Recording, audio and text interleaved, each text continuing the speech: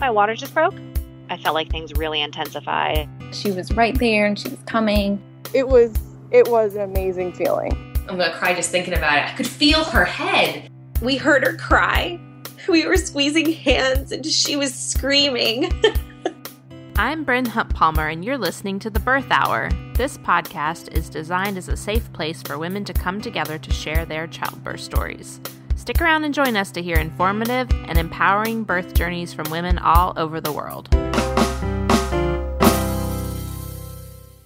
Today's episode is sponsored by Aeroflow breast pumps. Aeroflow has helped thousands of new and expecting moms find the perfect pump for their lifestyle. They offer all major pump brands including Medela, Spectra, Motif, Lancino, Amita, and more. And the best part is they take care of everything, including getting all the required paperwork, dealing with your insurance company, and explaining your options in order to get your free pump shipped straight to your door. And an extra bonus is you may also qualify for free maternity compression garments like compression socks, maternity support bands, and a postpartum recovery garment, plus breast pump resupply products ranging from new bottles, tubing, and flanges to duct valves and pump membranes. All you have to do is go to Aeroflow Breast Pump's website and fill out their free and easy qualify through insurance form. Be sure to go to aeroflowbreastpumps.com/birth hour so they will know that we sent you. That's aeroflowbreastpumps.com/birth hour. Today's guest is Lauren. Lauren had a birth center birth with her first baby and then was planning the same with her second and found out baby was Breech pretty late in her pregnancy. Lauren and I have been friends since about 6th grade, and it was fun to connect with her. She was actually texting me a ton, trying to figure out what to do about her Breech baby. So she's going to share her experience navigating the healthcare system and kind of fighting against their inclination to just automatically suggest a cesarean birth for Breech babies. All right, let's hear from Lauren. Hi, Lauren. Welcome to the Birth Hour. Thanks for coming on the podcast today. Hi, Bryn. Thanks for having me. I'm excited to be here. So it's not very often that I get to interview a real life friend, but we've been friends since 6th grade. Is that right? Yeah. Yes, junior high school. Yes. So for those people that aren't lucky enough to have you as a longtime friend, can you tell people a little bit about who you are and your family? Sure. I currently live in the suburbs of Denver with my husband, Casey. We've been married for almost 12 years, and we have 2 sons. My oldest son, Bodie, just turned 2, and then I have a 2.5-week-old Jameson. I will not say he's 3 weeks yet. Yeah, we're Texas transplants, but we really like living in Colorado.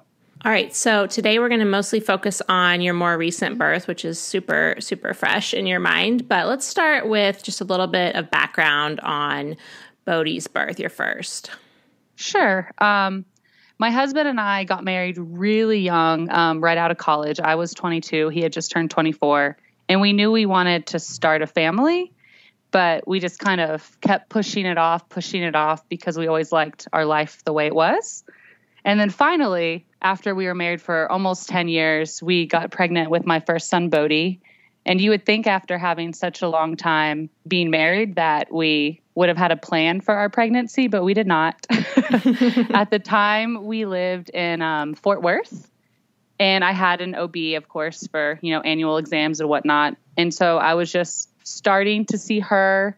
And I liked the idea of a birth center birth, but I didn't really know many people who had had them. You had had a home birth, but that was really the extent of my friends who did anything outside of the, quote, normal hospital births. Mm-hmm. But luckily, in the first trimester, my husband got a job in Denver.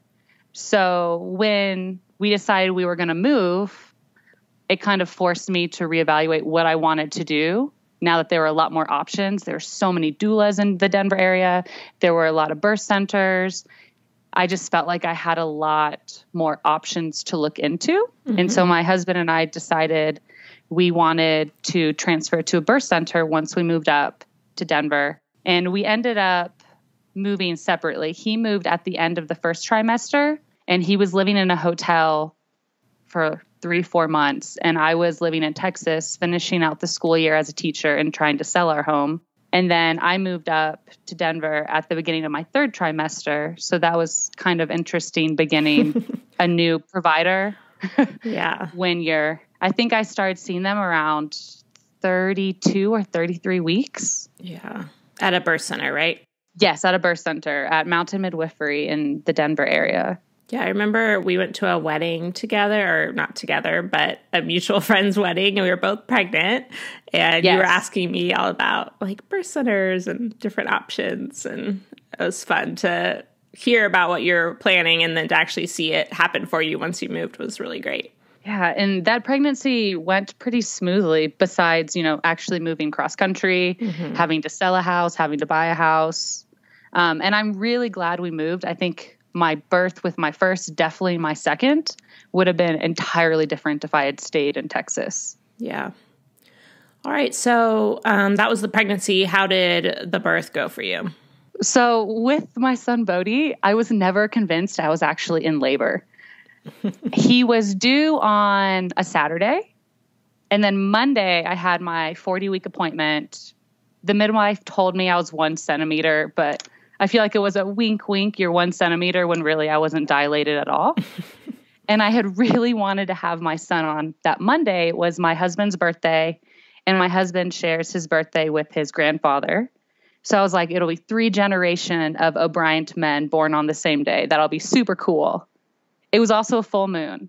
I did not go into labor that day, sadly. The next day, though, it was a Tuesday. That night I started having some cramping, and I wasn't really able to sleep. I talked to my doula, I talked to the midwives, and they were like, just rest, see what happens. And then, of course, come, sunrise, everything went away. And then the same thing happened Wednesday night. I try to go to sleep Wednesday night. I sleep for an hour or two, and then I'm waking up with what I still didn't want to call contractions. I was like, it's just cramping. It's just mild cramping. Cramping bad enough that I can't sleep, but I'm not in labor.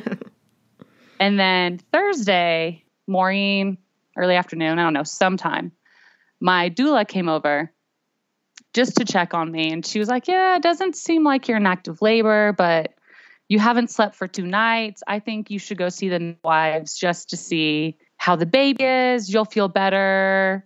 And I really did not want to get checked again, since on Monday I was a fake one.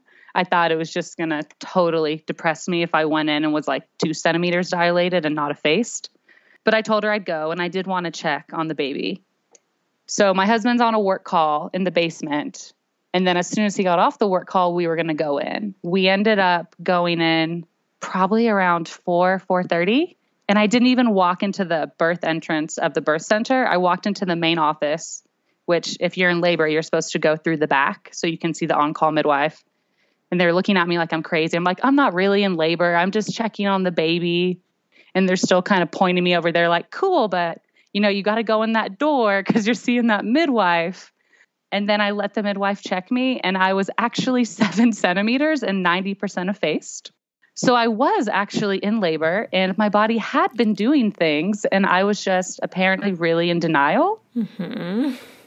And then as soon as she told me that, I kind of, I guess, changed my mental space, and I started actually laboring and making guttural sounds and progressing. Up until that point, I think I just had it in my head I'm not really in labor. So I was just taking the contractions quietly and not letting myself really feel them and move them through my body, if that makes sense. Mm-hmm. But it was a really fast birth. I got to the birth center at 4:30. They told me I could get into the birth tub immediately because I was already so far along. My doula came and joined me. 5:30-ish, my water broke. And then within 30 minutes, I started spontaneously pushing in the birth tub. And my son was born just before 7 p.m. So I was at the birth center for 2.5 hours. And then he just, was born. Easy peasy. Yeah, I remember getting texts from you for days of this prodromal labor. And then it was a picture of a baby. Yes. Out of nowhere. So it went on forever. And then all of a sudden it's like, you're 7 centimeters. Go ahead and pop out that baby. Yeah. All right. So that was your first birth. And then let's see, how far apart are they? They are 25 months. So 2 years and 1 month. Okay. So then getting pregnant, a year and a half-ish? Yes. Later, a little bit less. Did you just kind of think you would do the exact same birth plan, or what did you plan for? We knew we wanted to use the same doula. We really liked my doula, Mary, the first time around. The birth center we had used with my first son, Mountain Midwifery, closed when he was about 1. So I still wanted to do a birth center, but I had to look at other ones in the Denver area. And I found one that was really close to my house. I was comfortable with it. And one of my really good friends here, she had her first son 2 weeks before me at the birth center my first son was born at. And then she actually was due with her second child 4 days before mine. So we chose the same birth center for our first and our second. So that was kind of fun and reassuring. Like, okay, this birth center worked for me. It worked for her. And we both separately came to the same conclusion to go to this second birth center. Okay. So it was nice. I felt comfortable there. I liked the midwives. Everything was going to be the same, easy peasy, popping a baby out. I can do this. Yeah. So, okay. So then anything from your pregnancy you want to share? Because you were pregnant during COVID, which definitely has implications, but tell us a little bit about that. I actually found being pregnant during COVID to be less stressful than being pregnant living apart from your husband and being pregnant selling and buying a house, being pregnant having movers lose all your furniture. So COVID, while annoying, didn't really, I guess, faze me as much. Yeah. My husband was able to come to all the appointments, but we weren't comfortable having a babysitter watch Bodhi. Mm-hmm. So he ended up staying home with our toddler, and I ended up going to most of the appointments alone, which was kind of devastating, I guess, in a way. Yeah. He used to actually fly from Denver back to Texas every time I had an appointment when he was living here. Aww. So to go from him flying, across the country for every appointment to being 10 minutes away and not coming was just kind of sad. Yeah. And you had kind of a little pod of friends, your one friend that was pregnant and then another one that was pregnant as well, right? I swear everyone's pregnant right now. Every single friend I have here is somewhere between 8 weeks pregnant and just had a newborn. So that made it really nice having a group of friends that actually lived in Denver that I could talk to. Mm-hmm. And then I also have a text chain with a group of friends who have kids all the way up to 6 years old-ish, some even older. And we talk all the time. So in between Bodhi's birth and Jameson's birth, I really networked with local moms and then just people I knew from Texas to kind of form a community, which I think really came in handy during COVID when I was trapped in my house. Yeah. All right. So anything else from the pregnancy that you want to talk about up until things changed towards the end? Not really. It was a great pregnancy. I started seeing a chiropractor early. I found a chiropractor in Denver during my first pregnancy when I had some hip pain going on. And so I started seeing her early because I was going to have this baby in a great position. I liked my midwives. I'm a runner, and during both pregnancies, I was actually training for a marathon. I ran a marathon pregnant with my first son, and then COVID canceled my marathon pregnant with my second son. But my body was already in a healthy place because I had been running so much. I ran up until I was 34 weeks pregnant. In this pregnancy, I felt good. And that's why it was so frustrating when everything went downhill so quickly. Yeah, let's get to that part. So at 36 weeks and 2 days, I had an appointment at the birth center. At this birth center, at 36 weeks, they check you to make sure that the baby is head down. At my first birth center, they did not have an ultrasound at 36 weeks to check this. So I actually joked with my friend about how this was a worthless ultrasound and did we really need it? Apparently the answer is yes, I did really need it because what I thought was my son's butt was actually his head. So I found out at 36 weeks and 2 days that my son was Breech. And I was not expecting that at all. And when I saw it on the ultrasound, I remained pretty calm. When I was at the birth center, I felt okay about it. I felt like he still had time to turn. It was going to be okay. Don't panic. But then as soon as I got home that night, I went into a frenzy on the internet trying to find everything I could do to flip him. I was already seeing a chiropractor, but I called her so I could see her more frequently. And then the birth center recommended an acupuncturist, but she couldn't see me for 4 days, which 4 days from now isn't that big of a deal, except in my mind, it was a huge deal. So I actually found 2 acupuncturists to see because I needed to see someone sooner, right? I went on spinning babies. I started doing all of these forward leaning inversions and a breech tilt on an ironing board. I just honestly kind of went a little nuts trying to do everything I could do to turn him. My midwife was having me come back in 1 week. And if he wasn't turned, then we were going to discuss my options, which included an external cephalic version, which, if people don't know what that is, basically an OB puts one hand on the baby's butt, one on the baby's head, and they try to manually turn the baby to be head down. Mm-hmm. And I just could not imagine that being pleasant. And I didn't want to switch care from my midwife to an OB. I just didn't want to deal with that at all. So I was trying so hard to get him to turn in that week. And spoiler, he did not turn. Yeah, you sound very similar to the majority of moms that I talk to that have a breech baby, like do all the things, including the like burning of herbs by your toe or whatever. Moxibustion. That was probably the strangest thing we did. Every night, my husband would burn the moxie sticks, the traditional Chinese medicine, at my pinky toes for about 20 minutes while we would will my toddler to go back to bed, because this same week, my toddler decided he wanted to climb out of his crib. Aww. So we were training him in his big boy bed while also trying to flip this baby. And that was one of the most stressful weeks of my life, no doubt. Yeah, that does not sound fun. Okay, but you did end up deciding to do the ECV, right? Yes. So when I went back to the midwife at 37 weeks, everything I read showed that I had a really high success rate. For ECVs, the success rate's around like 58%, but it's even higher if you already had a baby previously. Right. So I'm like, okay, my odds are 60% plus. This I don't want to do. It's going to be painful, but it could really work. So we schedule it for the next week, and it was scheduled for right when I would be 38 weeks.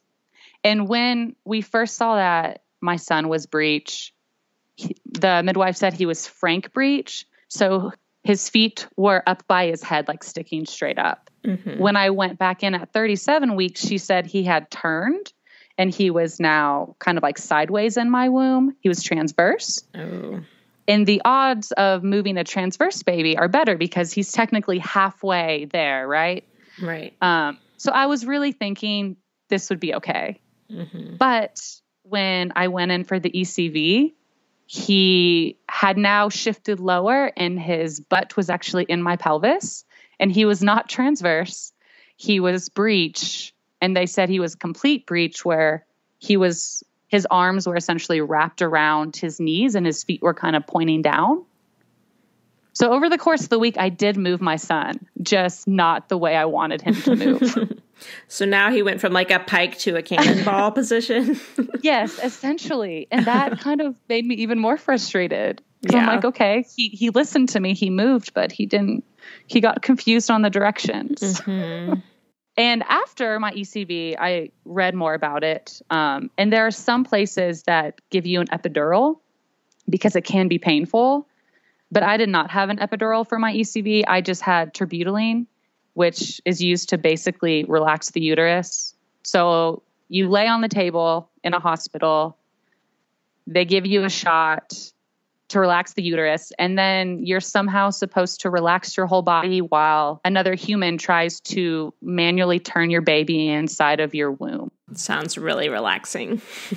It was as awful as I thought it would be. And I read so many accounts of women who said it wasn't that bad. And then I read one woman who was like, it was awful. And for me, I got to say it was awful. It was up there with transition, like that painful. Oh my gosh.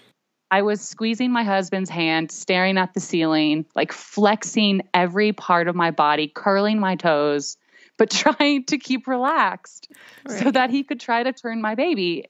And I think what made it so hard was the first time it hurt. The second try hurt more because he was pressing where he had just pressed and there was already bruises. And then the third time I was just thinking like, this baby's not moving. This is awful. We just need to stop this. Yeah.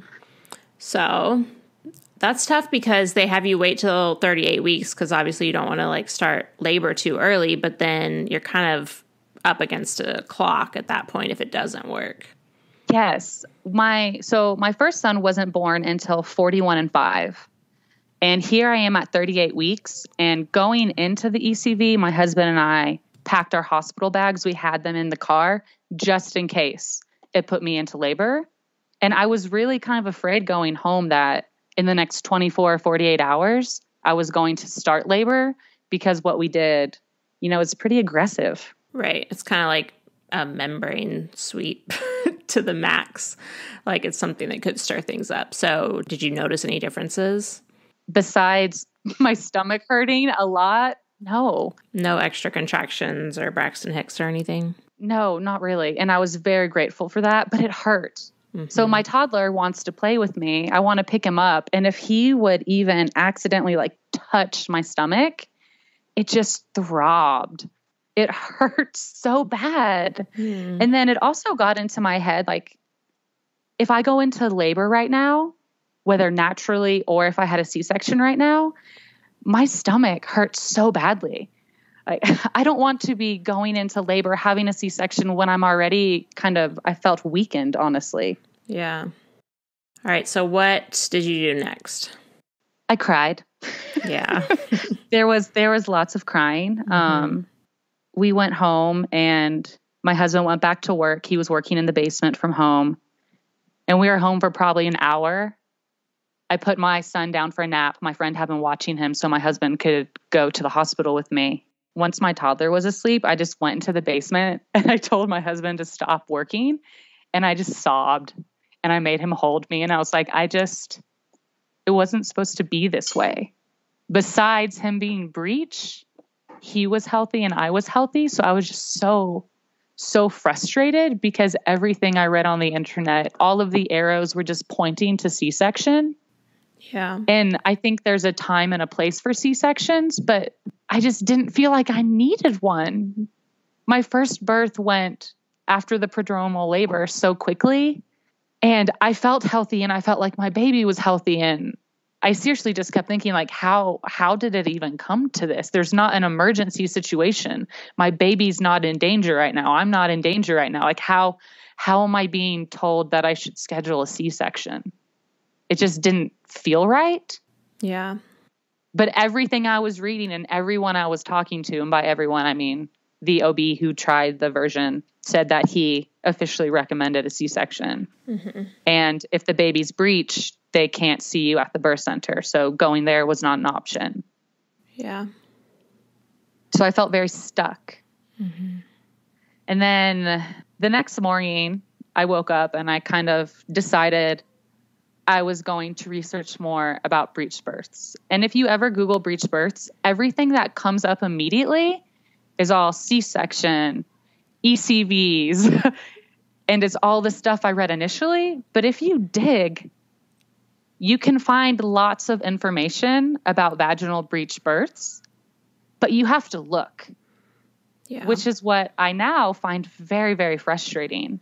I reached out to you. I reached out to my chiropractor, to my midwives, my doula. My sister, one of her childhood best friends, is an OB in the Denver area. I reached out to her.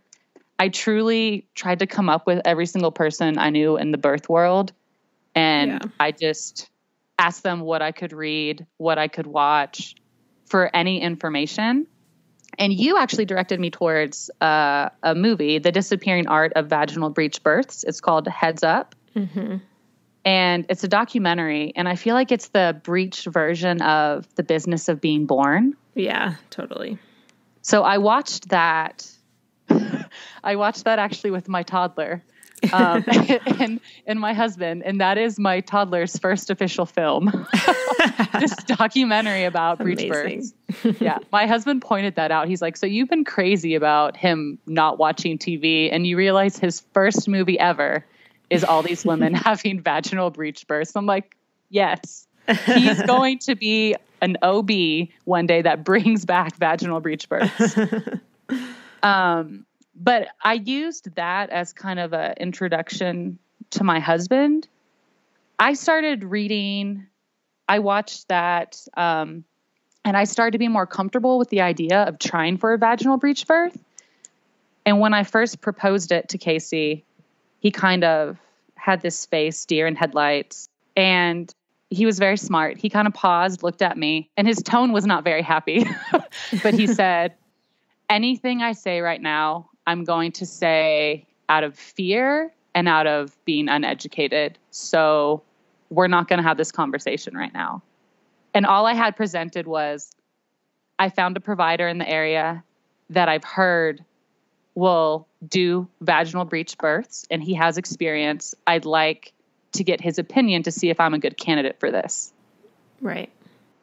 And I had not said anything about vaginal breech births to him before. So when I said this to him, I think it totally caught him off guard, because the day before, all the arrows were pointing to C-section. That's everything he knew as well.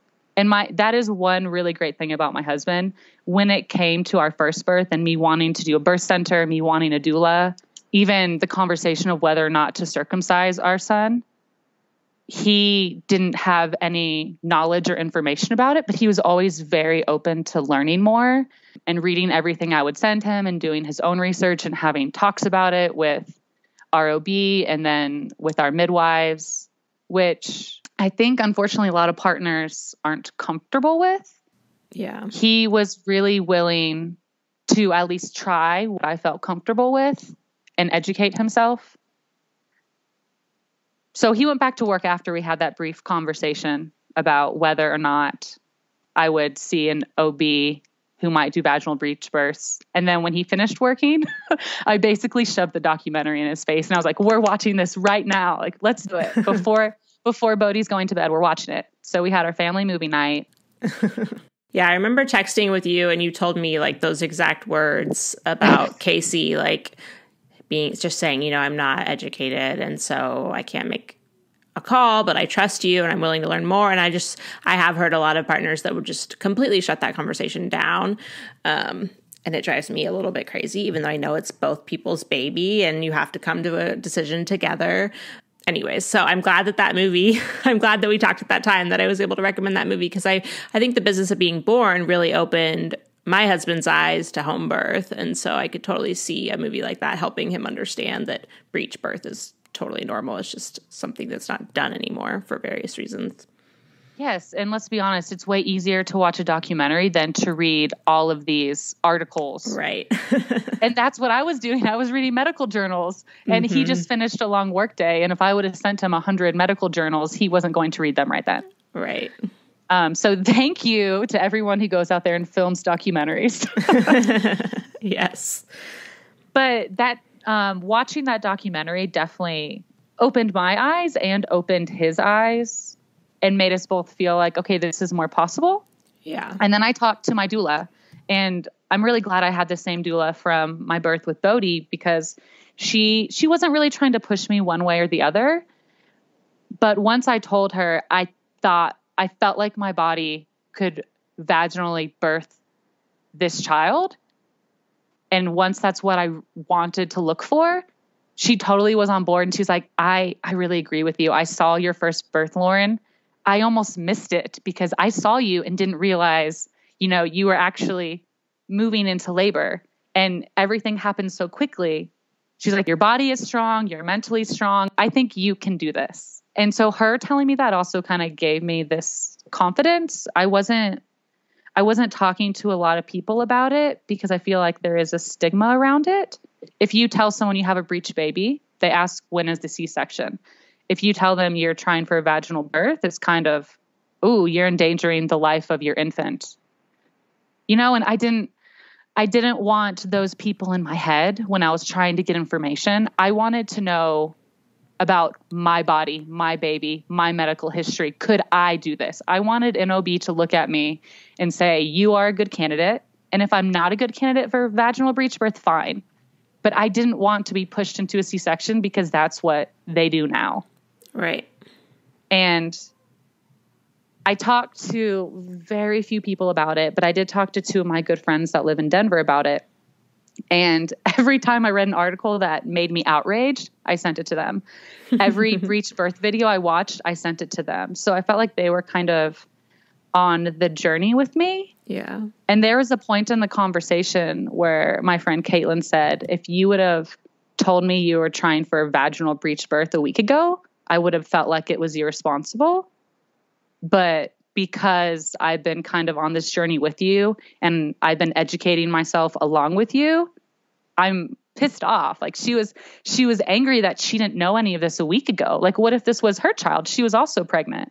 Like, what if she had a breech baby? Would she have done this research? Would she have found this out?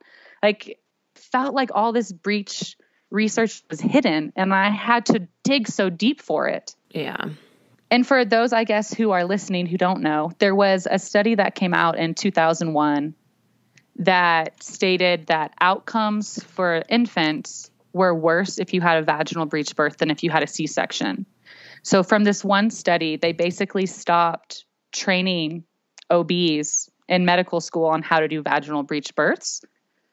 And I think it also just became a liability issue. So there's more liability with the hospital. They stopped training doctors in medical school. But then this study was misproven. I found a medical journal entry not even 5 years later that stated that most of the cases of the perinatal mortality were not related to the mode of delivery in that study. Yet they totally stopped training doctors in vaginal breech deliveries. And I just kept reading that over and over again in different medical journals, how this study was disproven. Yeah. The documentary said this study was disproven. Yeah, but it was like the damage had been done and they weren't going back. Exactly. And that was the issue when I was calling all of these OBs, trying to find someone who would meet with me at 38 weeks pregnant. And they're all like, we recommend a C-section. But when I would dig deeper, it was mostly because half of the practice had some experience with vaginal breech births and the other half had none. So who's on call that day when I happen to go into labor? Mm-hmm. A, who can birth this baby safely, and B, the OB who has no idea what they're doing panics and I get pulled into an emergency C-section. And so that kind of became my choice, I felt. I either schedule a C-section or I roll the dice and see who's on call that day. And I just hated that. Yeah. I felt like I had no control. It was super irritating. I was so frustrated. And I was rolling the dice with my health and my son's health. And it was just so frustrating over and over again, every single phone call. But I kept hearing this one magical OB's name. And I talked to the front office. They knew why I was calling. They knew I was 38 weeks plus. They knew I had a breech baby. And they were willing to make an appointment for me. And my appointment was going to be at 39 and 2. 39 weeks and 2 days, a Thursday at 3 p.m. And I did not like that it was at 39 weeks and 2 days. But I was like, okay, I've heard that this OB will often guarantee he will go to the hospital when you go into labor. So I wouldn't have to rely on the other people in the practice. But I also heard that this OB didn't like to take patients that late. 39 weeks is pretty late. And then I also heard that he no longer was doing vaginal breech births unless they were twins. He wouldn't do it for a singleton.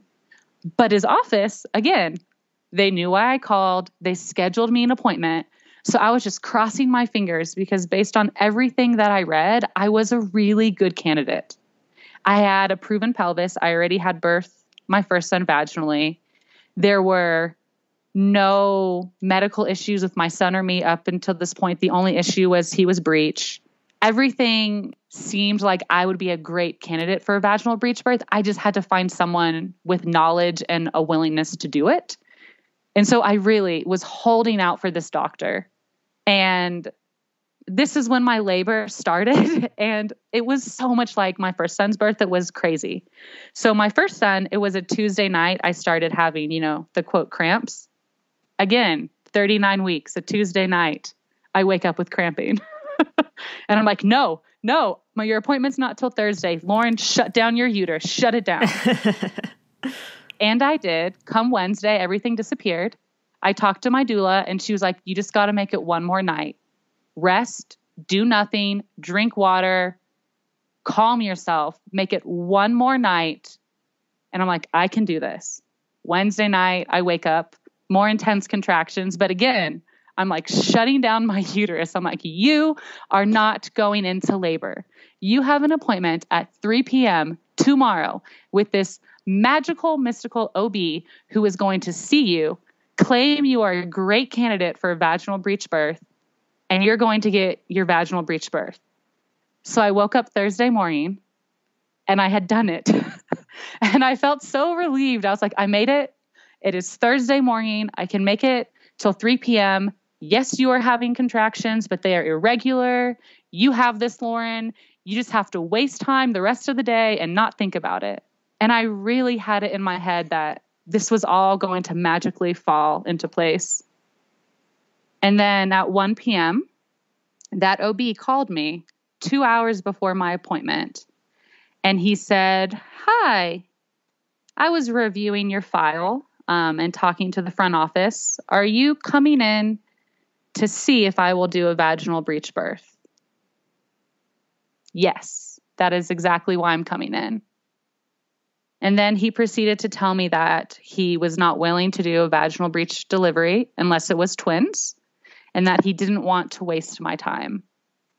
And I, again, totally broke down, started sobbing. Yeah. Because I had 2 nights of contractions. I really feel like I was willing myself not to go into labor. And I just felt like this hope that I had held on to for the last week, really, since I made the appointment, was just smushed. Yeah. And I knew I was in labor. And I didn't want to accidentally have this baby at home, but I didn't want to go to the hospital and be pushed into a C-section. I also didn't want to start delivering this child and then have a C-section and have to suffer kind of both ways in recovery. And so I just did not know what to do.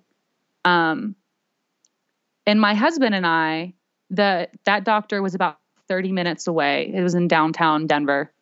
And so we had already packed our bags, and I had told him, we are packing our bags. We are going to this doctor appointment as if I'm going into labor, because I'm not making it through a night like this. This baby's being born today one way or another. I just don't know how.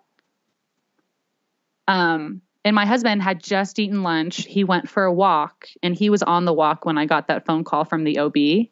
So he came home to find me basically hysterical and on the phone. Yeah. After I talked to the OB, I talked to my doula, I talked to a few of my friends, and then I called the midwife emergency line to talk to the midwives, because I just didn't know what I wanted to do. And I came up with this plan of action that I was going to see if I could go into the center to see how dilated I was, because I didn't want to show up at the hospital 3 centimeters dilated and then have to fight for a vaginal breech birth for that long, because I knew it was going to be exhausting. But if I was already 7 or 8 centimeters, maybe I'd be more likely to have a vaginal breech birth, because I'd arrive at the hospital, be there for a limited amount of time before the baby was born. And then in the back of my head, I also had this fear of, your last labor went really quickly. If you don't do something soon, like, what if you accidentally start birthing right here at the house? So all these things are swirling in my head. I talked to a provider at the birth center, and it was a very negative conversation. She made a few statements that really upset me. And I felt like she was not talking to me as a patient, but as a liability. And I get it. At the birth center, they cannot do vaginal breech births. I wasn't trying to force them into doing one, but I called them kind of crying, hysterical, upset, and she didn't really do anything to calm me. It just got me more worked up and I felt more alone. And then one of my friends here, she is a nurse at Denver Health downtown, and she has seen the midwives there, and she gave me their number and she said, call this number, ask who the OBs on call are and if they are comfortable with a vaginal breech birth. I had heard that Denver Health was, but I had talked to an OB from there, and it was the same story as everywhere. Some OBs are comfortable with vaginal breech births and some of them don't have a lot of experience. So it was, again, rolling the dice, who's on call. But my friend gave me the number, basically coached me on what to say because I felt brain dead. I just felt so emotionally done. I couldn't function. And I called and I talked to this midwife, Phoebe, who was an angel. And within like a minute, she calmed me down. She just had this soothing voice, and she told me that I had a right to birth the way I wanted to and to labor the way I wanted to, and that she would talk to the OBs, find out what their experience was, and she would call me back. And she called me back within a minute or two. And she said that the attending on tonight had experience with vaginal breech births, and that if I wanted to attempt a vaginal breech birth at Denver Health Hospital, that they were more than happy to do that, that I should come in when my contractions were 511, and we would go from there.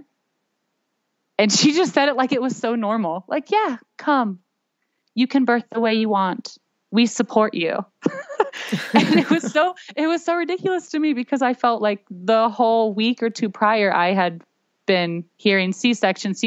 No, we won't do that. We recommend a C-section. No. And then this angel voice was telling me that she wanted me to come and they would take care of me. Yeah. And then while I trusted this angel voice, I wasn't delusional.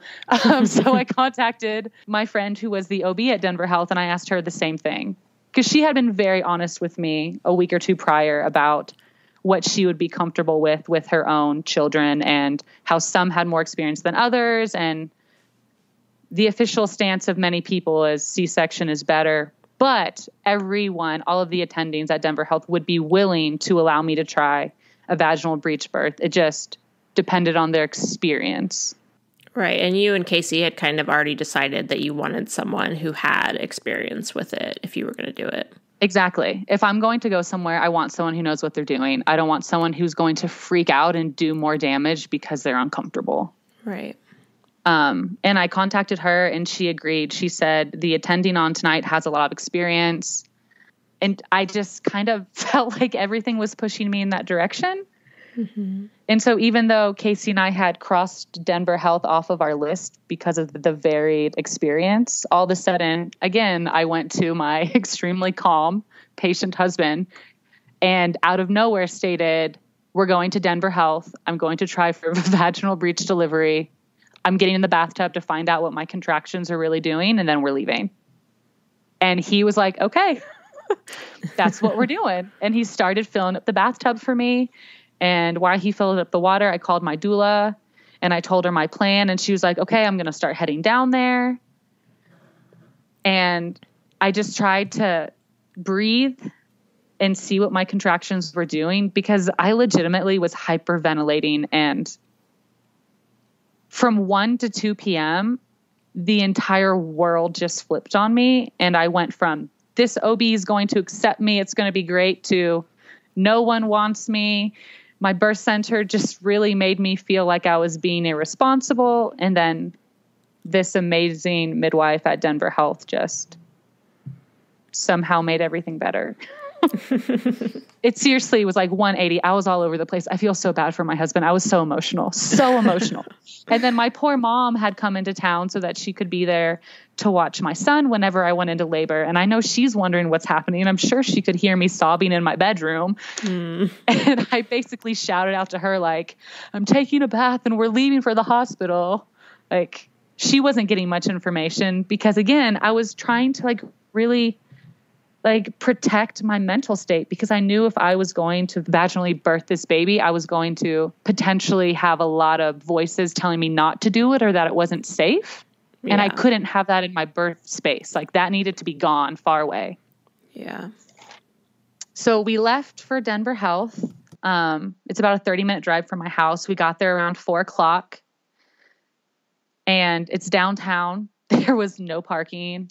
It was everything that I dreaded about a hospital. Like, I had to walk in, had no idea where to go. But then the midwife who I talked to on the phone was actually there when I checked in, and she's the one that checked me to see how dilated I was. And she declared I was a 6 or 7 and I had a bulging bag. And I was like, okay, I am in active labor. This baby's going to come soon. I'm here. I'm safe. This is happening. Let's go. And so then we go up to the OB floor, and that's where I met Dr. Lund, the OB who was on that night, and she was going to be the one who was delivering the baby. And she was just so chill. She walked in, and I think she cracked some joke about how she was old. And for anyone who was looking for a breech provider, you want someone who was old, because they stopped teaching these skills in medical school. If you do not find a provider who is, 50s, 60s, 70s, 80s, like they don't have experience, because no one does this anymore. Right. And she was very, confident and calm and serious. I liked her, and I was like, yes, this woman's going to birth my baby. I feel good about this. And it was just me and my husband in the room. I had to have a COVID test. And until it came back negative, my doula wasn't allowed up. So she's just downstairs waiting, poor thing. And so it's me and my husband. They are starting an IV just in case I have to have a C-section. They're taking my blood, getting on my medical history. When I was in the bathtub, my husband had sent them all of my medical records, which at this point, I swear, there's like 10 different OB practices in Denver and like 5 hospitals that have my medical records, because I didn't know where I was going. So I just was sending them everywhere, I swear. And my labor totally just kind of stopped because they were drawing my blood. They were doing the IV. There were bright lights. There was lots of people. Every once in a while, I'd have a contraction, but I'm always very quiet through them until they get, real. Yeah. When I'm like very dilated, close to transition. And a few of the nurses kind of said, whoa, you're pretty calm. You're pretty quiet for someone 7 centimeters. And I'm like, yeah, I don't know. It's just, what I do. This is how I labor, I guess.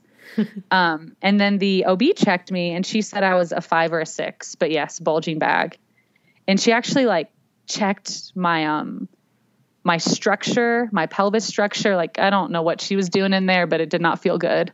But this is what made me so happy. She said, if you're not a good candidate for a vaginal breech birth, I don't know who is. And all week, that's what I wanted. I wanted an OB to look at my baby, look at me, look at my medical history, like look at the whole picture and tell me honestly if they thought my body could do this, because I thought I could, but I wanted to make sure I wasn't delusional. I still want to, birth my baby safely. Mm-hmm. And when she said that, I was like, yes, okay, this is good. Yeah. But I was a little sad that she said I was a 5 or a 6 and that my contractions had slowed down. And finally, once everyone left the room, I turned the lights off and I decided I needed to get back into my labor land. My doula was still not there. She was still stuck downstairs in the lobby waiting for my COVID test. And I swear every 15, 20 minutes, Casey would ask the nurses if my results came back, because he also wanted my doula up there. And I was just trying to get back into active labor. I was starting to not want to talk anymore. Every time I would have a contraction, I was actually knocking on a desk. And that was my husband's cue to put pressure on my hips and to squeeze them. And I felt like I was getting back into labor and things were happening. It felt like it did with my first son right before my water broke and I ended up in transition. So I told them that I thought I should be checked again sooner. because originally they said they were going to check me in 3 or 4 hours. And I was kind of laughing in my head, like, no, I'm going to birth this baby way faster than that. And I had talked to the OB when they came in and they were doing my IV and taking my blood and all that. And I had asked her questions about where I would deliver, birth positions, laboring positions, worst case scenarios, what would happen and what it would look like if I was pulled into an emergency C-section, kind of the timeline of my birth. I asked a million questions. I had all these questions planned out for the other OB I was going to see. So I basically just pulled out my phone and just drilled her. And they were open to letting me labor however I wanted to labor. But they wanted me to birth in the OR in case there were complications, in case I did need an emergency C-section. And then we discussed an epidural. I didn't have one with my first son, and I wasn't opposed to an epidural. And after talking with the OB more and the nurses, we decided, my husband and I, that I would do kind of a walking epidural, a slight epidural. That way I could still feel the baby and I could still push and feel my contractions. But if some interventions were needed, if I did need to be pulled away to a C-section, I would have some pain relief already kind of in my system working. Because Dr. Lund was very honest. When I asked her, what are the worst case scenarios? And she was talking about forceps, episiotomy, things like that. I was like, oh yeah, okay, not a big deal.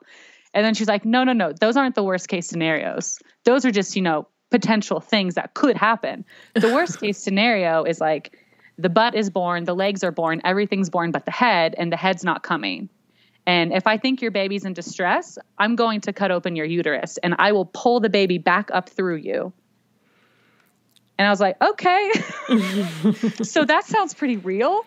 Maybe I should have a little bit of an epidural, because she was saying, they would be in the room to knock me out with general anesthesia. That would happen quickly. Mm-hmm. But if my baby was in distress, they're not waiting to make sure the epidural or the anesthesia is working. Like if my baby's actually in distress and, doesn't have oxygen and something needs to be done, she made it very clear she was just going to cut me open and pull that baby back up. Worst case scenario, probably not going to happen, but you asked.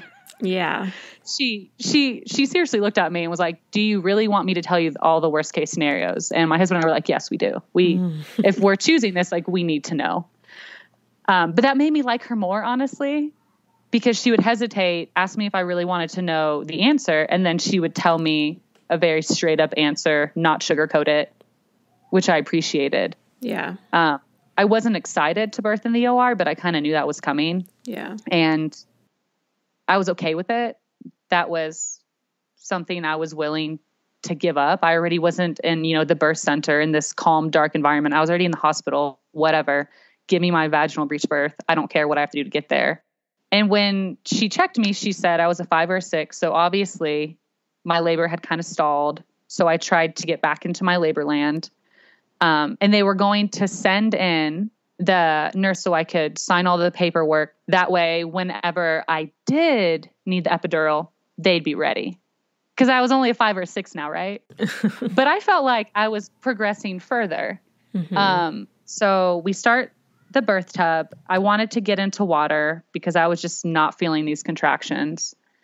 And once the birth tub was filled, maybe 10, 15 minutes after they checked me and I was a 5 or a 6, I climb into the birth tub and I get into the birth tub. I have one contraction in the birth tub. I feel my water break, and then I immediately started pushing. So I'm shouting to the nurse that I hear in the room that my water just broke and I feel pushy.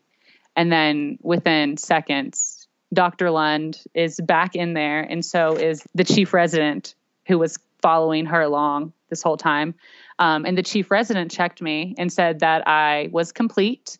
I was 10 centimeters, fully dilated, but I had just been a 5 or a 6. And the baby was coming. And I was like, yep, pretty aware my body's pushing. And I knew I couldn't birth in the birth tub, but I did not want to exit. And they told me I needed to get out and to get onto the bed so they could move me to the OR. And I asked them for just a minute. and they for sure thought I was having a contraction. And Dr. Lynn was like, okay, they're thinking I'm going to get through this one contraction, then I'm going to get out. But then they realized I wasn't having a contraction. I just didn't want to move. And then she kind of used her serious mom voice and was like, you have to get out of the tub. And I'm not quite sure how I got out of the tub, but I did. I got out of the tub. I was put onto the bed. I was on all fours. I was pushing, not intentionally. My body was pushing. If they told me not to push, there was no way that was going to stop happening because it was just happening. They threw a blanket over me, start rolling me to the OR. My COVID test finally comes back negative. So my husband's texting with my doula because she's trying to come up to my room. And all he can tell her is that they're rolling me to the OR. She has no idea if I'm having an emergency C-section or like what's happening. He passes her in the hallway, apparently. I have no idea because I'm on all fours, like groaning, guttural sounds, like birthing this baby. I'm like, this baby's coming out right now in the hallway. And my husband's trying to get on his scrubs and everything.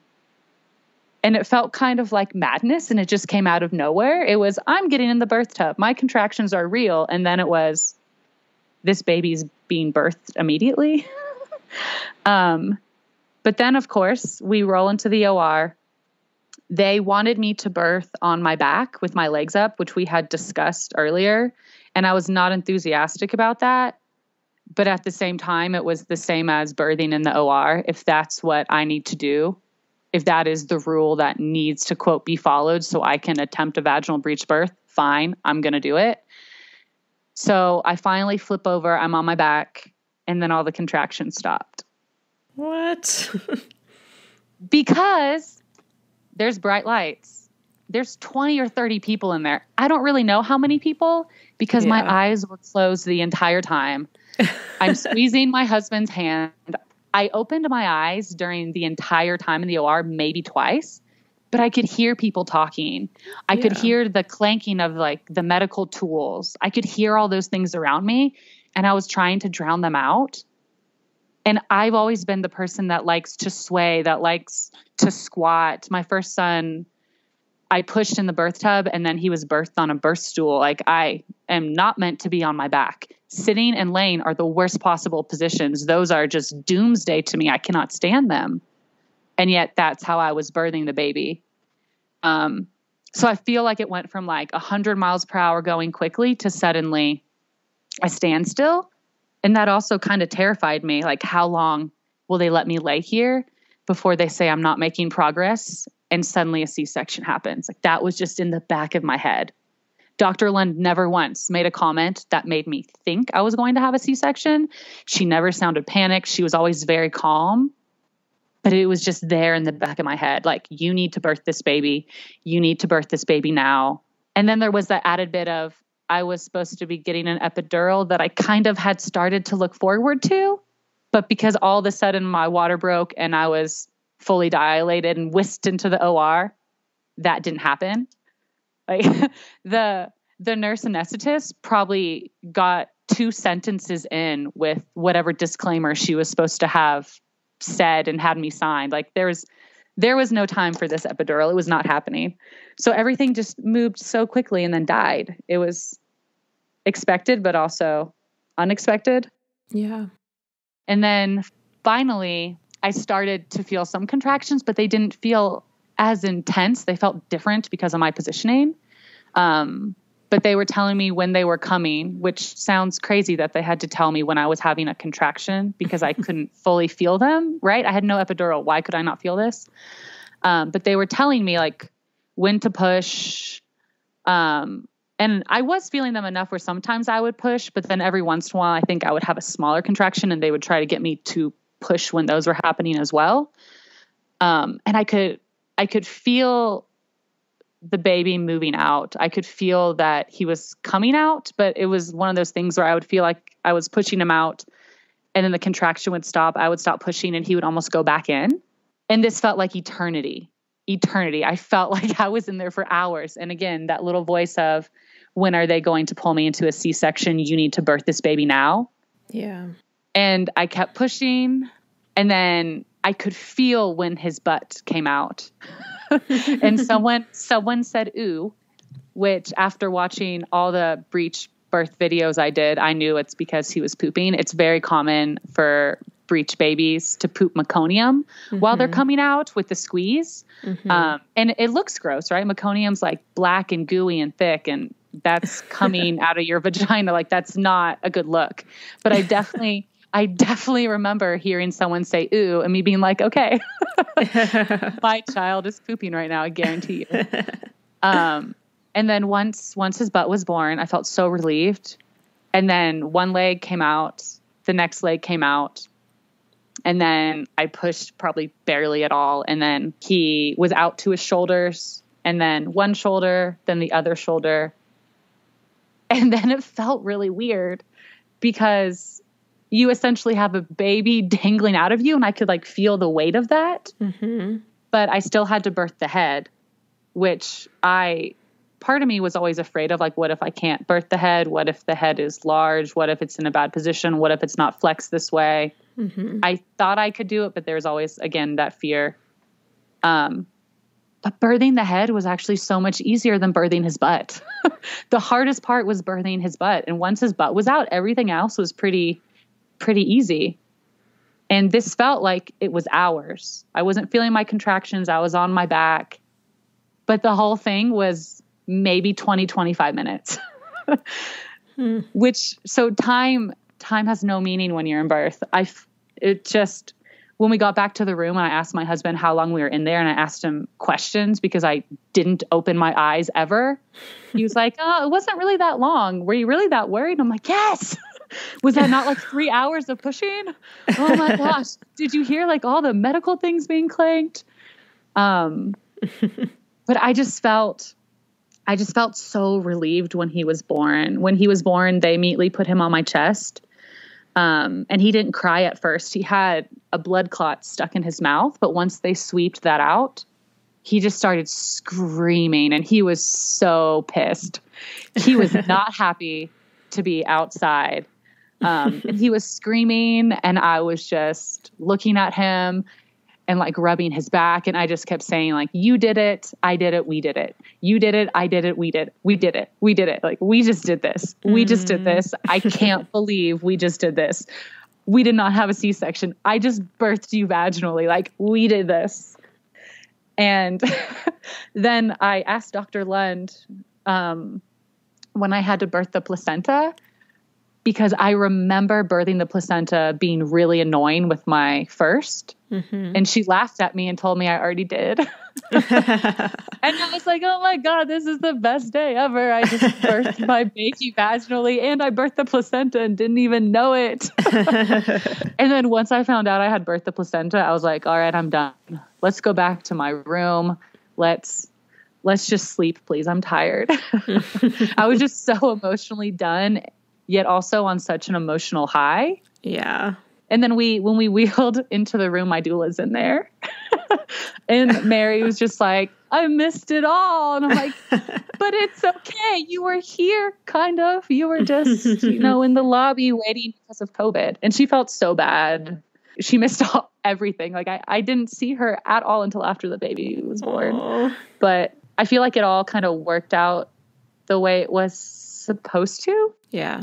Which, hindsight, I'm like, it all worked out. My baby was born fine. You found a provider that could birth. But it was so stressful leading up to the birth because I didn't know what was going to happen. I didn't know who was birthing my child, where I was birthing my child. I didn't know anything. So I was preparing for a vaginal birth and a C-section. Yeah. And it was really hard to emotionally prepare for both. So when I was done, I just felt so relieved and also validated. Like, I thought I could do this, and I did. Yeah. Yeah. I remember you sending me the text, like, that he had been born, and the picture where his foot is like by his ear, basically nursing his foot's up on your boob. I was like, that is the best I just was born Breech picture ever. I love seeing babies when they're like in that little position with their legs up still. He was so squished. Whenever he would be swaddled, it was almost like he didn't have legs. He was so short, which when I met with a nurse, a lactation consultant later, we were practicing the football hold, and she said, usually that's not the best position for newborns because their body's kind of long, but because he was folded in half in a swaddle, it worked so well for him. He was literally like a little football. Yes, he was just he looked so small, and he was smaller than my son. He was 6 pounds, 13 ounces. My son was 7'4". So he was a little bit smaller, but not that much smaller considering I didn't even make it to 40 weeks. Right. But he was perfect. I was just like, nothing's wrong with you. Nothing's wrong with me. I didn't even tear. Like, what? Did it feel different pushing a breech baby out than head down? So I think the biggest difference was the mental game. Yeah. When I was pushing the butt out, it was hard, just like I was pushing the head out. But when I was pushing the butt out, I was thinking, I still have to push the head out. This isn't even the hardest part. Right. So I was thinking that this is part one of 2 hard things I have to do. Yeah. But when it came time to birth the head wasn't nearly as hard to push out as I was expecting. Yeah. So pushing out the butt was just as hard as pushing out the head with my first son, I guess. Yeah. You just weren't biggest focused on difference, like the relief of getting the head out. Yes. Because once the head's out with a traditional baby, like your work is done. It can just slither on out, right? Yeah. But the weight, I did feel like once his butt was born and his legs and his shoulders, like he was almost dangling. But that also could have been a mental thing because I watched so many breech videos. I'm telling you, I watched like every YouTube, every video I could find with a vaginal breech birth. I watched it. And there's always this point when all of the baby is born, but the head. Yeah. And it looks so bizarre. It looks like a puppet.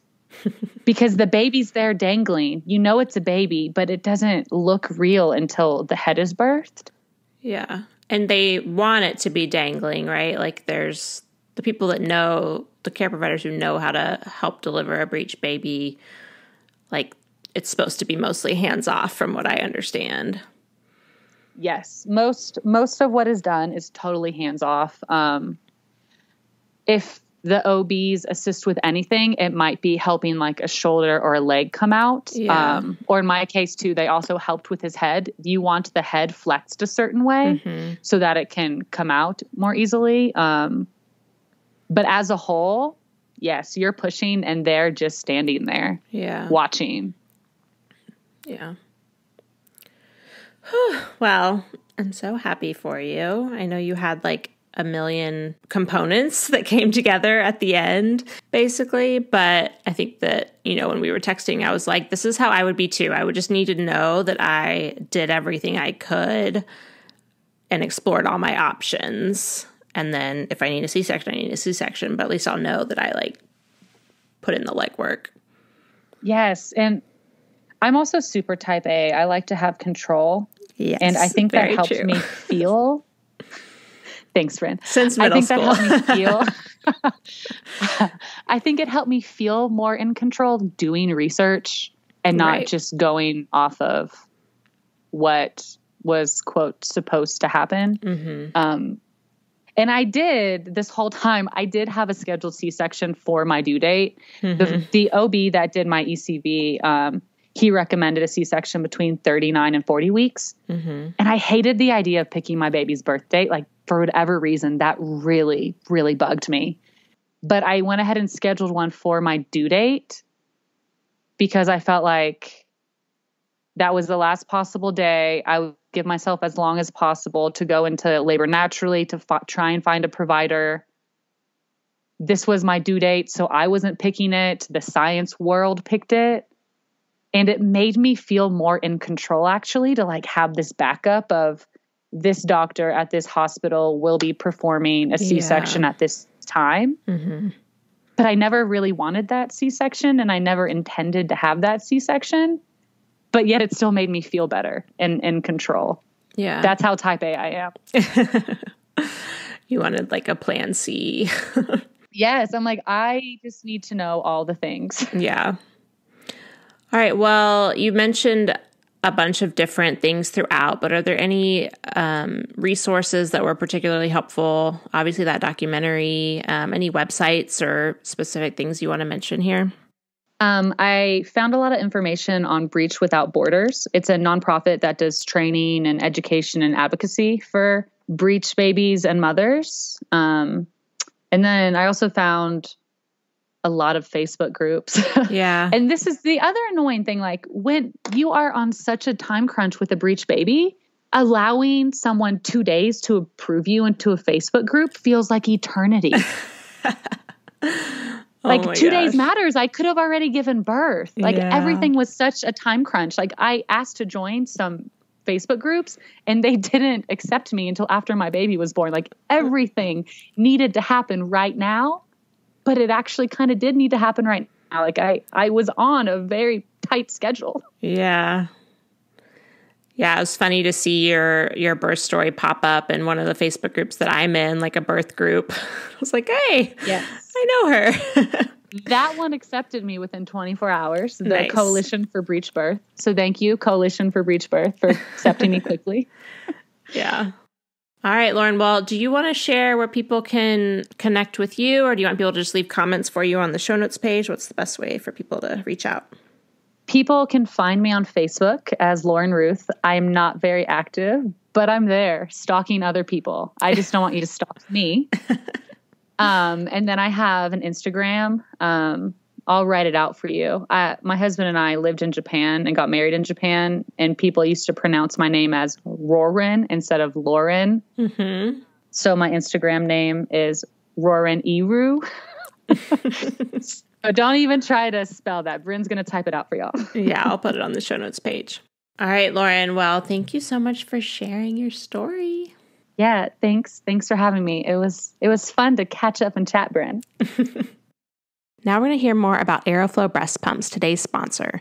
Don't forget to head over to aeroflowbreastpumps.com/birth-hour to get your free pump through insurance. Aeroflow has been a longtime sponsor of the Birth Hour, and I've never heard anything but amazing reviews of their service. So the way that it works is you just go to their website and you fill out a really easy form, and then they will contact your insurance as well as your care provider, to get proof that you're pregnant and then to find out what your insurance covers as far as breast pumps. And then within sometimes hours, maybe a day or two, you'll get information from Aeroflow, a link to click, and you'll see all of your options. All of the major brands of pumps out there are available, and you could sometimes upgrade if you want maybe a, rechargeable one, or you want one with a really cute bag because you're going to be carrying it to work every day. All different options that are either free or an upgrade. It's totally up to you, which is really cool because a lot of insurance companies, if you contact them directly, they might have like a couple options. So Aeroflow has really just condensed everything into one spot and made it really easy, which is nice. I also feel like they just can cut to the chase with your insurance company because they know exactly what they're doing. It's kind of like, dealing with your car insurance. If you have a lawyer, you're going to get things done a lot faster. So Aeroflow can act as your go-between, and it's completely a free service to you, which is awesome.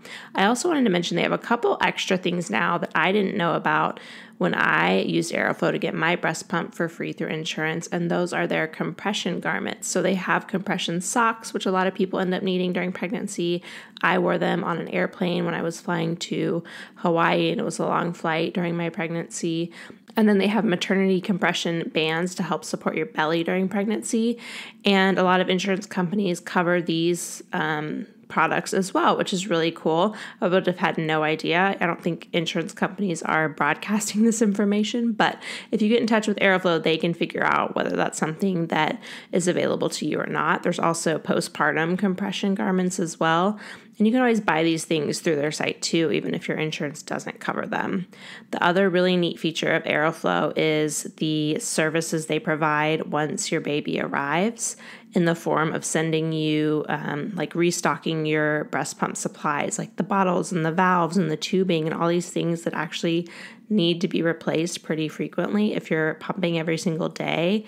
They will send you a reminder and be like, hey, you qualify for free replacement parts, and we're sending them out to you. I don't think I even had to say like, yes, please, or check a box. I think they just sent them to me, which is really amazing. And that's another free service that your insurance covers, but you may not know about if you didn't have somebody advocating on your behalf the way that Aeroflow breast pumps does. So if you're pregnant currently, you can go ahead and do the form whenever you want. Go to aeroflowbreastpumps.com/birthhour. Remember, it's totally free and it's an easy form. You can do that whenever you want in your pregnancy, and then depending on your insurance company, they may want you to, wait until a certain, 36 weeks, I think was mine, until they'll ship the pump. But I was able to make all the decisions ahead of time, and then it just shipped when I reached that point in my pregnancy, and Aeroflow kept track of all of that for me, which is awesome. Other companies might allow it to ship a little bit sooner. You can also fill it out even if you've already had your baby. I believe when I talked to Aeroflow, they said for most insurance companies, it's within the first year. That might vary depending on your insurance. But again, that's something that they will figure out for you. So if you haven't used Aeroflow yet and you want to get your pump for free through insurance, let's take advantage of our insurance plans that we have. Go over to aeroflowbreastpumps.com/birthhour and they will get you all set up.